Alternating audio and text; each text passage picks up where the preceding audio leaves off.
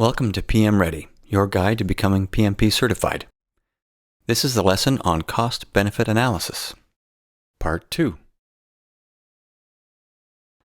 The formula for calculating the present value is very similar.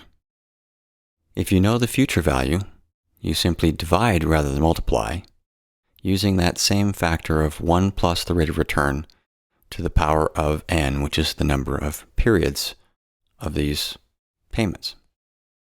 So let's take a look at our previous example. We simply do that in reverse. If we know the future value is $106.09, we divide that by 1.03, which captures the interest rate of 3%, over a period of 2 years. So we take that to the power of 2, and then divide, and we get $100 as the present value of that investment. Or in another example, if you know that in 2 years' time you want to have $100, how much do you need to invest now at 3% in order to have that $100 in 2 years? Here you can use that formula. $100 is your goal, that's your future value, divided by 1.03, capturing that interest rate in the 3 there. Because it's over 2 years, you take it to the power of 2, divide the $100 by that factor, and it comes out to be $94.26. So that's how much you would need to invest today in order to have $100 2 years from now if you're earning 3% interest per year. Let's practice a bit calculating the present value using this present value formula. Suppose you have a 1-year U.S. Treasury bill that has a face value of $1,000, which means that in 1 year, it'll be worth $1,000. Let's assume that you want to earn 3% on your money. So we'll assume an interest rate of 3%. If that's what you wanted to earn, how much would you be willing to pay for this Treasury bill today? The way to look at this is to ask yourself, how much would you need to invest at 3% in order to have $1,000 in 1 year? So using this formula, $1,000 divided by 1.03, you run the numbers through your calculator, and you get $970.87.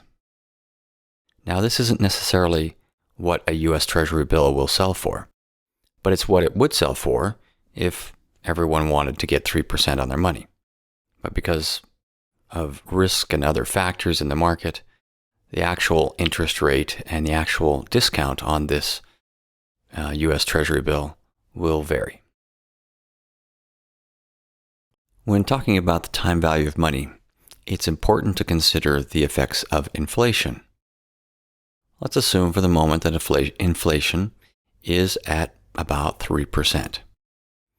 That means if you took your money and hid it in your mattress, so to speak, or just hid it somewhere and didn't invest it in some way that it's going to cause it to grow, then that means that the purchasing power of that money that you've hidden is going to decrease by 3% each year, and that will compound as well, year on year.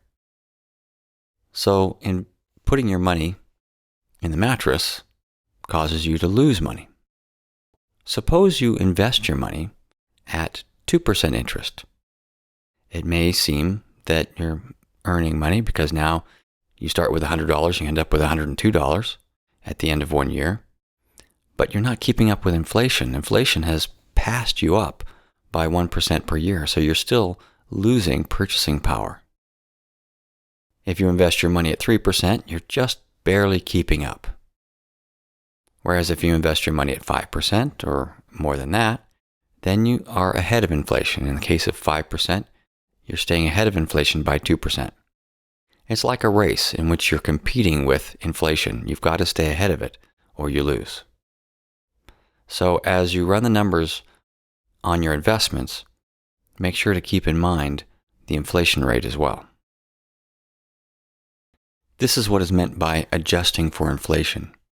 It means using these present value and future value formulas to adjust for the time value of money, so that when you're talking about money from 10 or 20 or 100 years ago, you can adjust it using these formulas to see what it really would be like to spend that kind of money today.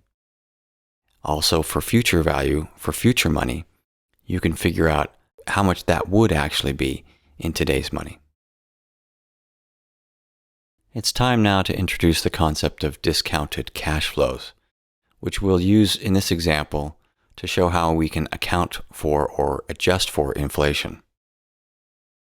For example, let's take the case of an annuity. An annuity is a promise to pay a certain amount of money each year for a number of years. Suppose someone wants to sell you an annuity that pays $100 per year for 5 years. How much is that worth? You know from what you've learned about present and future value and the time value of money that it's not worth $500. It's going to be worth something less than that because of inflation. So let's take a look at this time-phased table of cash flows that's so common in cost-benefit analysis. Across the top, you can see that it has years 0, 1, 2, 3, 4, and 5, meaning this has a 5-year horizon. Year 0 simply means right now. And year 1 is after 1 year, and year 2 is after 2 years. So for now, we're going to ignore the cash out line. We're going to focus on this annuity's payments and what those payments are worth. So that means cash in to you, if you buy this annuity, of $100 at the end of year 1, 2, 3, 4, and 5. So $500 altogether. The next line is the annual net, which simply sums up the difference between cash out and cash in, which in this case is the same because we're only looking at cash in for now. Now there's a line called discount. This is where we factor in the discounted cash flows. Remember from the formula you see here, you can actually calculate this factor and store it here, which is what we've done. Today's money is worth what it is today, and so the discount value you see on the table is 1.00, just 1. But in the future, you have to divide by this factor. And what is this factor? 1 divided by this factor is 1 plus 3% or 1.03 to the power of 1. So it's just 1 divided by 1.03 for year 1. That comes out to be 0.97. But now in year 2, your n factor is 2. So you're taking 1.03 to the power of 2. That turns out to be 0.94. So that's where you see the 0.94 in the discount row and column for year 2. You see how this progresses to 0.92, 0.89, and 0.86 for years 3, 4, and 5 by factoring in n values of 3, 4, and 5 for those years. Now you've pre-calculated those factors. Then it's very simple to multiply your annual net times that factor to determine what your present value is of that money for each year. So that $100 that you're going to get at the end of year 1 is worth $97 today. The $100 you're going to get at the end of year 2 is worth $94 in today's money. That $100 at the end of year 3, 4, and 5 are similarly worth less. In year 5, that $100 is only worth $86 today. In other words, you'd only pay $86 today to get $100 5 years from now. Or to look at it another way, getting that $100 5 years from now is only going to buy as much as you could buy with $86 today. So now you simply add up all of those numbers, the 97, 94, 92, 89, and 86, and those all sum up to $458. So that's what it's worth. That $500 annuity is worth $458 today if all you want to do is adjust for 3% inflation. If this person selling you this annuity is selling it to you for, say, $490 and is claiming that this is a great discount, it really isn't. It's really not worth more than $458. For now, just ignore those cells of IRR and BCR. Those don't factor into this particular example, but we will come to those later. Now let's take a look at how we can use this cost-benefit analysis table for a 1-year investment. Suppose it's a simple certificate of deposit, or perhaps a municipal bond to build a school. Let's assume an interest rate of 3%, meaning you're just trying to account for inflation. You just want to keep up with inflation. You can see this in the lower left-hand corner of the table. The rate is 3%. Now, going back to the top, cash out. If you spent $1,000 to buy this certificate of deposit, and then a year from now you want it to yield 3%, then it would yield $1,030. And you can see that in the cash out line and in the cash in line. The annual net minus $1,000 initially. After 1 year, you get the net of $1,030. Now you apply that discount rate that accounts for the 3% of 0.97. Interestingly, you'll find that applying that factor yields exactly $1,000, which is what you initially invested. So you see from this that you just barely break even on this investment. It's the sum of all those present values is called the net present value. And that sum comes to 0 exactly, meaning that you're not really making money, you're just keeping up. So this might not be a bad investment if your goal is to maintain the value of your assets. This is a common mix in a retirement portfolio in which you want to keep some of your money invested in things that will simply hold its value and keep up with inflation, whereas you may want to have other investments that you take a little more risk on and that will hopefully yield a greater return, but which could also fluctuate and cause you to lose money. Net present value is your net profit. It adjusts for the time value of money.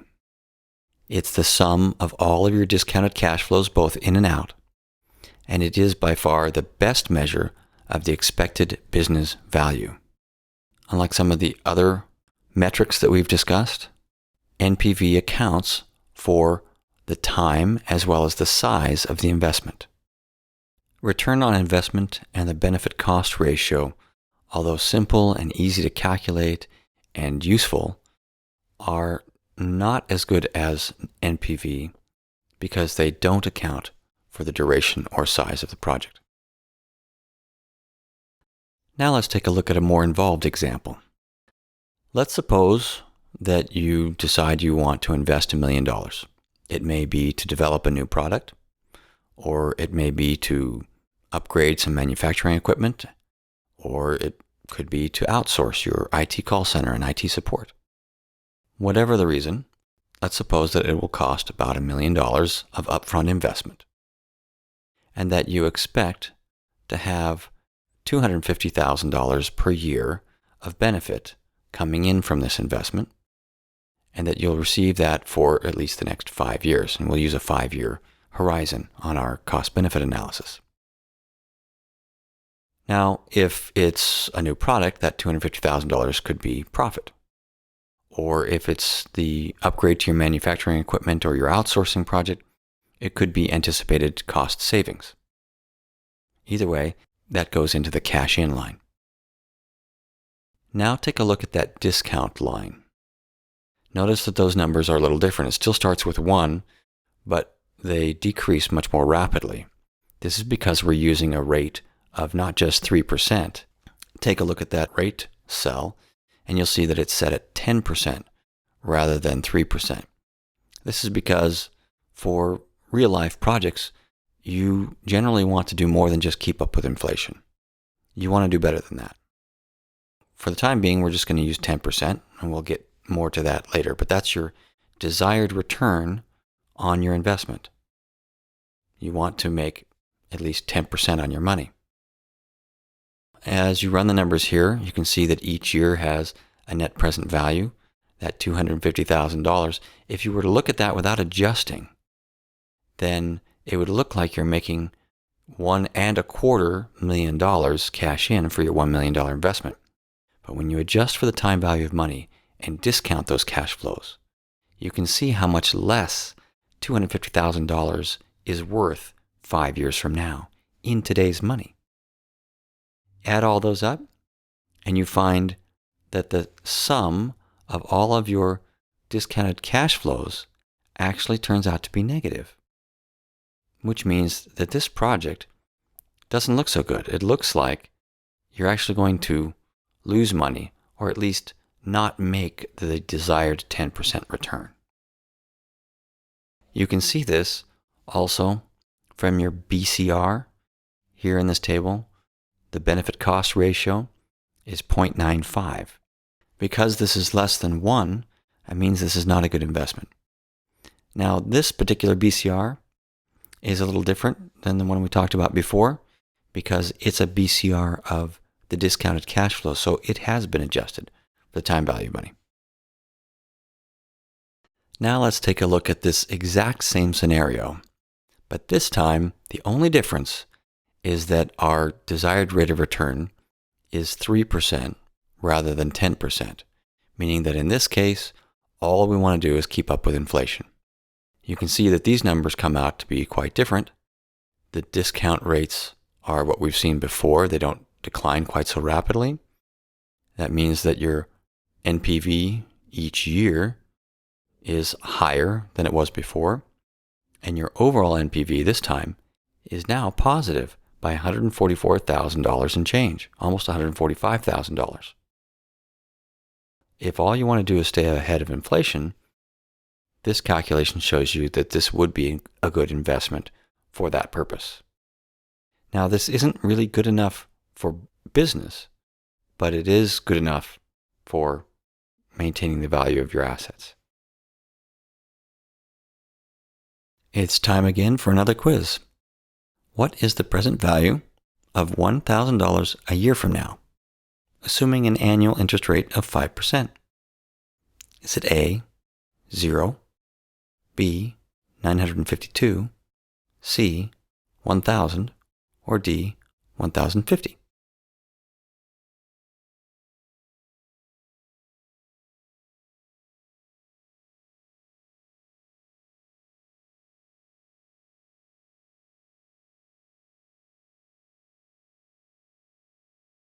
The answer is B, $952. This is because the formula for present value is the future value divided by 1 plus the interest rate to the power of the number of periods. In this case, there's only one period.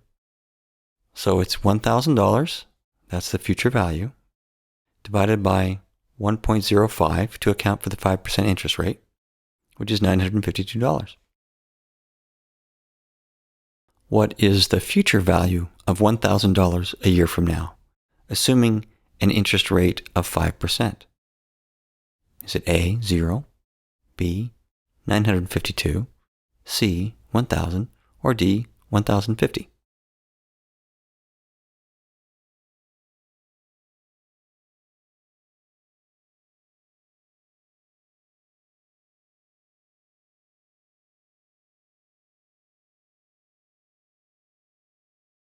The answer is D, $1,050. The formula for future value is the present value of $1,000 that will be invested for 1 year at 5% interest, which brings you $1,050. And that's it for part 2.